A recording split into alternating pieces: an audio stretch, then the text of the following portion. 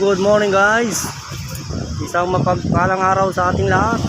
Guys, papasok na naman tayo sa ating trabaho. Ayan. Ito yung unang taon na nag-bike tayo.